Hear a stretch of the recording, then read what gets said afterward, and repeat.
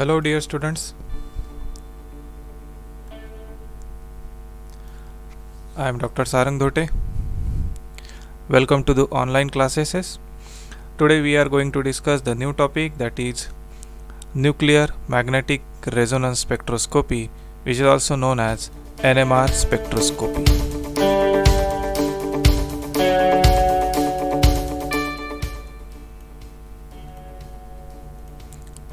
So, this is the NMR spectroscopy. The spectroscopy means what? The study of a spectrum, various the radiations. It may be a IR, UV, visible. So, study of that spectrum is known as the spectroscopy. In this case, we are deals with the nuclear magnetic resonance spectroscopy. So, before start with the topic, the nuclear magnetic resonance spectroscopy, we will see the some introduction of this nuclear magnetic resonance spectroscopy.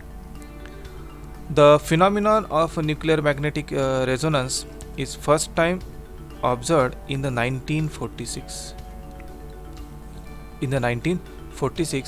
And from that it is mostly used the technique for the in case of organic chemistry for structural और molecular analysis.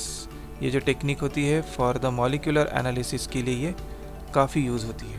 That is NMR spectroscopy. Okay, तो इस technique में क्या होता है? Okay, the nucleus of the atom which undergo the transition. Okay, spin inversion. Spin यानी समझ लो, आप सभी को पता है इलेक्ट्रॉन जो होते हैं आइदर वो क्लॉकवाइज रोटेट होते हैं या फिर एंटी क्लॉकवाइज होते हैं. Okay, so spin inversion means what? ये इस टाइप का स्पिन अगर सपोज इस डायरेक्शन में अगर चेंज होता है उसको स्पिन इन्वर्जन बोला जाता है between the to energy levels. Okay, और वो जो एनर्जी लेवल्स होती है वो होती है बाय रेडियो फ्रिक्वेंसी. ओके, वो होती है by radio frequency. The magnitude of energy is very small. Okay, ये जो एनर्जी जो प्रोवाइड करने वाले हैं RF, that is a radio frequency, is a very small then UV spectroscopy IR से भी स्मॉल होती है. तो यहाँ पर जो चेंजेस होते हैं फिर ओके, उस चेंजेस की वजह से आपको यहाँ पर सम सिग्नल्स मिलते हैं. उस सिग्नल्स को अगर आप डिटेक्ट करोगे तो आप स्ट्रक्चरल इंफॉर्मेशन जो होती है किसी भी कंपाउंड की आप वो फाइंड आउट कर सकते हो. In this case the nuclear magnetic resonance spectroscopy में proton is the most important. Okay, proton जो होता है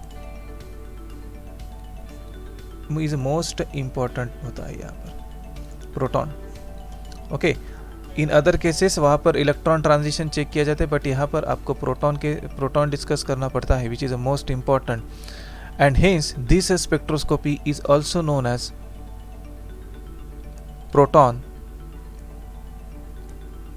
magnetic resonance spectroscopy, that is a PMR. It is also known as what? PMR बोला जाता है इसको. Now यहाँ पर देखते हैं theory, how the origin of what? NMR phenomena. उसके लिए आपको nuclear spin and energy state ये पता होना चाहिए. क्या होता है वो तो देखेंगे अभी यहाँ पर. नाउ यहाँ पर अभी देखो, समझ लो पहले.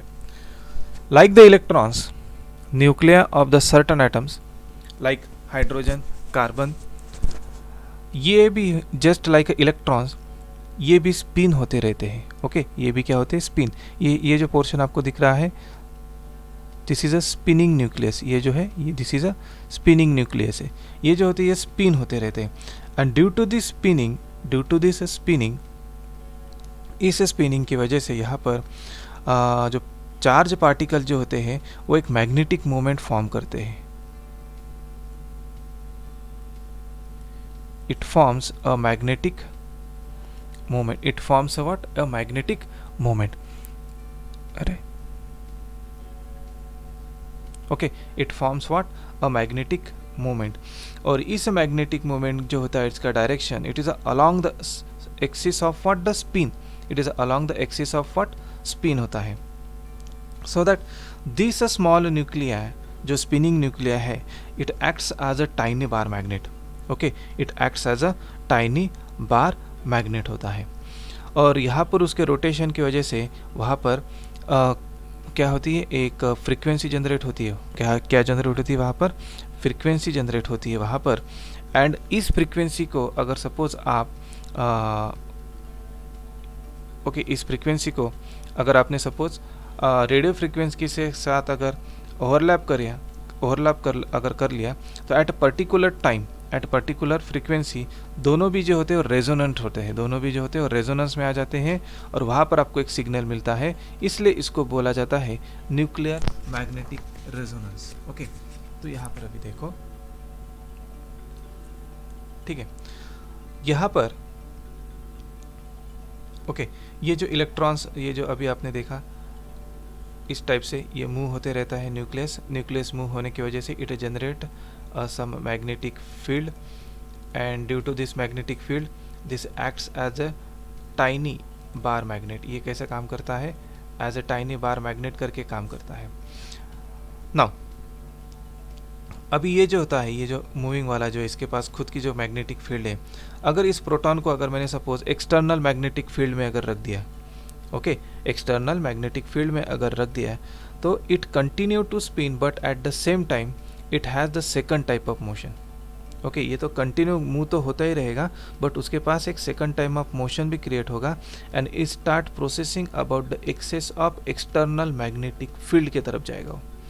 ओके, एक्सटर्नल मैग्नेटिक फील्ड के तरफ जाएगा in the way as a top precesses about a point. Okay, जैसे अभी सपोज मैंने यहाँ पर ये है स्पिन हो रहा है, जैसे ही मैंने एक्सटर्नल मैग्नेटिक फील्ड इस डायरेक्शन में अगर रख दिया, तो ये जो है एक मोशन में मूव होगा और ये that is external magnetic field जो है उसके एक्सिस के थ्रू ये रोटेट होते रहेगा। ओके, नाउ कुछ इंपॉर्टेंट पॉइंट समझ लो यहाँ पर। The magnetic moment of the nucleus can have the two orientation. It can be aligned with the external magnetic field, ये अलाइंड हो सकता है एक्सटर्नल मैग्नेटिक फील्ड के साथ। This situation is more stable and hence the lower energy level at the lower energy level because opposite pole of tiny bar magnet and external magnetic field are facing towards each other. क्या होता है मैं आपको बताऊंगा।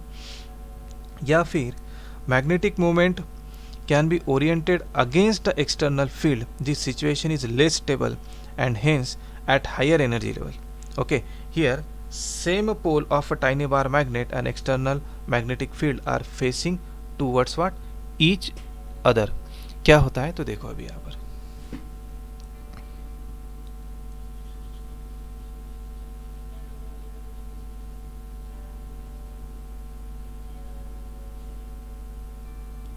सबसे पहले देखो, अगर सपोज ये न्यूक्लियस है, ओके, ये न्यूक्लियस रोटेट होने वाला है, एक कंटिन्यूसली स्पिनिंग में रहेगा, तो ये खुद ही एक बार मैग्नेट करके काम करेगा। It is a tiny magnet. Tiny magnet होगा तो कंसिडर करते हैं हाफ पोर्शन जो है वो है उसका नॉर्थ पोल और हाफ पोर्शन जो है वो उसका साउथ पोल है। ओके, नाउ सी, अभी मैं क्या करता हूँ, एक एक्सटर्नल मैग्नेटिक फील्ड रखता हूँ यहाँ पर इस टाइप से। This is also north pole, this one is also south pole. यहाँ पर दो कंडीशंस है।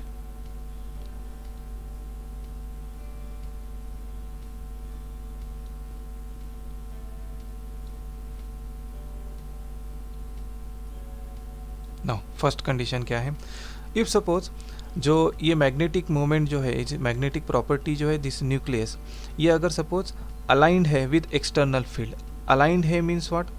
अलाइंड का मीनिंग क्या होता है तो देखो यहाँ पर समझ लो इसको, इसका साउथ पोल दैट इज इस न्यूक्लियस का साउथ पोल और इस मैग्नेट का north pole, both are opposite, ये एक दूसरे के आमने सामने रहेंगे।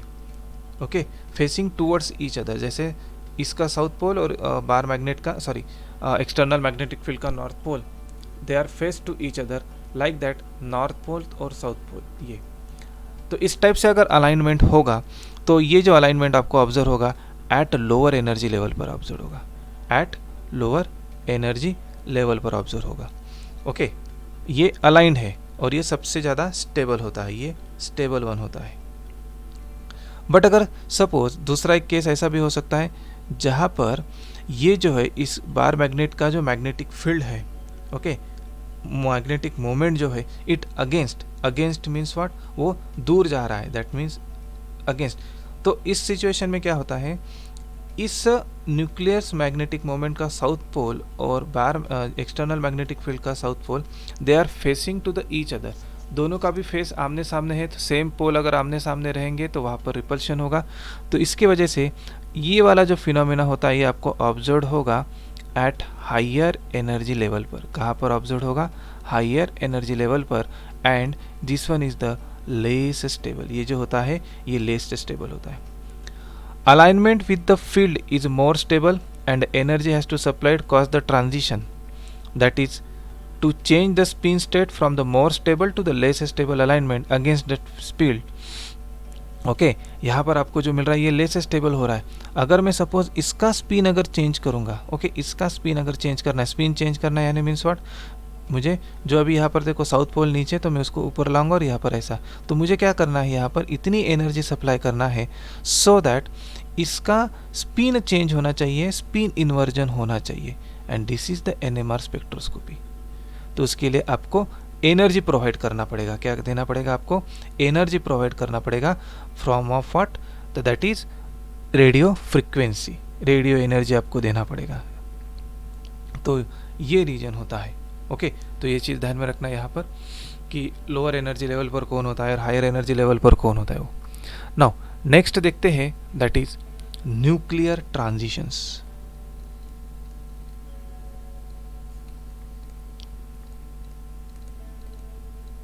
Next is what, the nuclear transitions.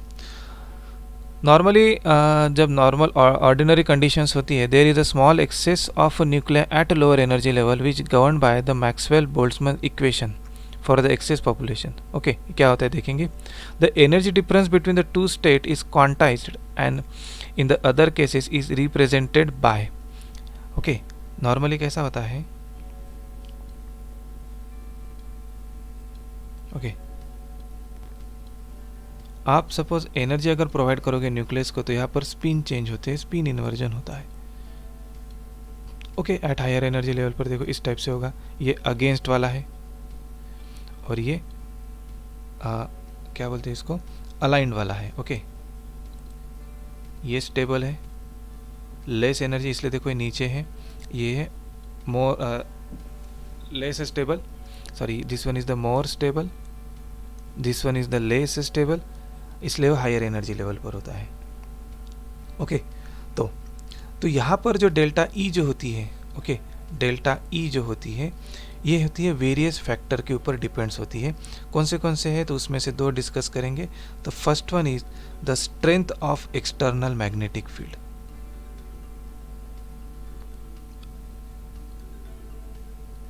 Strength of external magnetic field. The first one, the stronger the magnetic field, larger is the separation between the two energy levels and hence more energy will be required for the transition। यानी क्या होता है, आप अगर suppose देखो इस spin को transition, इन दोनों के बीच का डिस्टेंस कम होना चाहिए।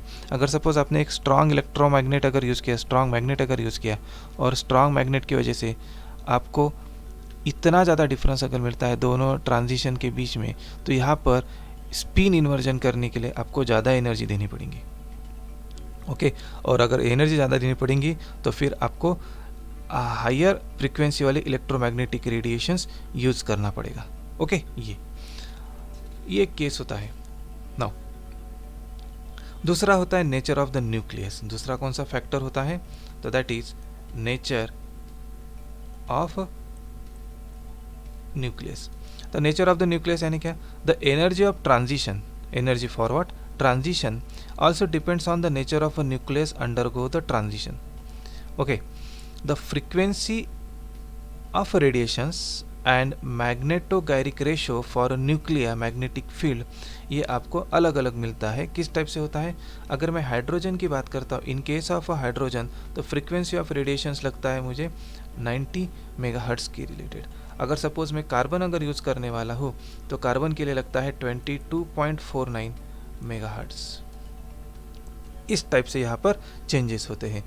दिस फ्रीक्वेंसी, अब यहाँ पर देखो, यहाँ पर आपको इतना याद रखना है कि फैक्टर्स कौन से अफेक्ट करते हैं, तो that is external magnetic field affect करता है, और दूसरा कौन सा होता है, नेचर ऑफ न्यूक्लियस भी आल्सो अफेक्टेड। नाउ इनके एक्चुअली में okay, the frequency eight which proton absorb the energy depend upon the magnetic field okay by the proton. It's called effective field strength. This effective field strength depend upon the environment, that is electron density of the proton in organic molecule and the presence of other, that is nearly protons. तो आपको इस type से information मिलती है in case of what, the nuclear magnetic resonance spectroscopy में। अभी यहाँ पर देखो, एक चीज़ आपको याद रखना है, यहाँ पर इलेक्ट्रॉन्स के टर्म में आपको डिफाइन नहीं करना पड़ता है, इस एनएमआर को आपको डिफाइन करना पड़ता है in the form of what, proton या फिर nucleus, in the form of what, nucleus के फॉर्म में आपको एक्सप्लेन करना पड़ेगा। ओके, सो आज के लिए इतना ही है इंट्रोडक्शन, आप नोट्स में से आप पढ़ सकते हो। ओके, नेक्स्ट क्लास में we will discuss we will going to discuss the next portion, that is experimental method किस टाइप से होता है, सिग्नल्स किस टाइप से मिलते हैं, और वेरियस फैक्टर्स आपको पढ़ना है। ठीक है, तो होप आपको सभी को बेसिक पोर्शन जो है समझ में आया होगा। यहीं पे रुकते हैं, किसी को कुछ डाउट्स होगा तो आप मुझे व्हाट्सएप पर सेंड कर सकते हो। Thank you.